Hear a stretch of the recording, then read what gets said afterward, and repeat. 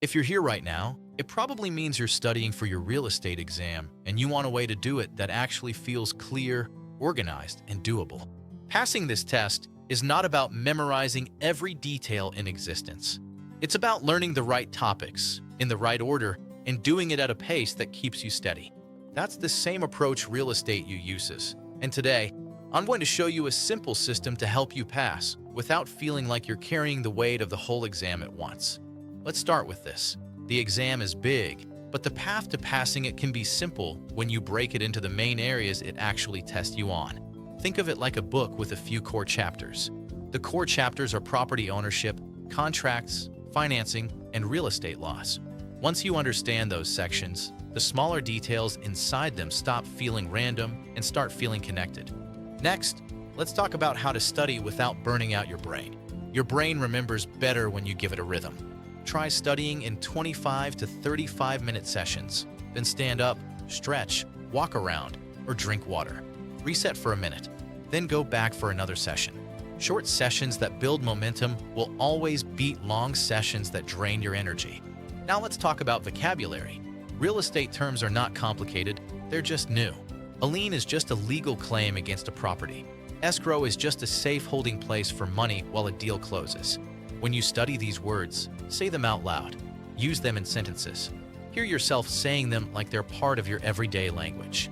It helps them feel familiar faster. One of the easiest ways to remember concepts is by attaching them to simple mental cues. For example, a mortgage broker finds the loan path, and the lender provides the money. One connects the dots, the other funds the loan. When you create little memory cues like that, your brain has something to grab onto instead of feeling like it's memorizing floating facts. Practice questions are where everything really clicks. They're not just review, they're training. They teach you how questions are phrased, how answers are structured, and what patterns repeat.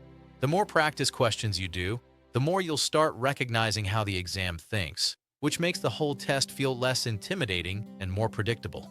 Now let's talk about exam day. The people who pass aren't superhuman, they just figured out a prep style that actually worked for them. When the day comes, keep your routine simple.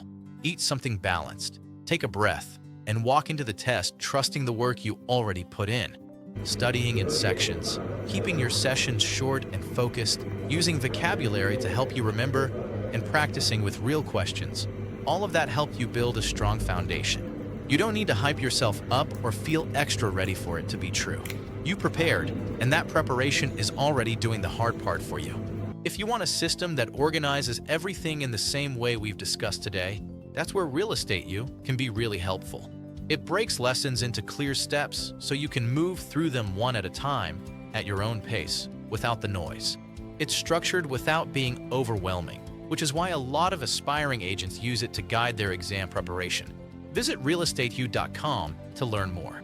Before we close, if this helped you, hit like so other aspiring agents can find it too. If you want more videos that make exam prep and the agent journey feel clear and organized, subscribe and drop a comment telling me what part feels biggest for you right now. Your question might be the one someone else needed to see today. Thank you for watching, and good luck on your real estate exam.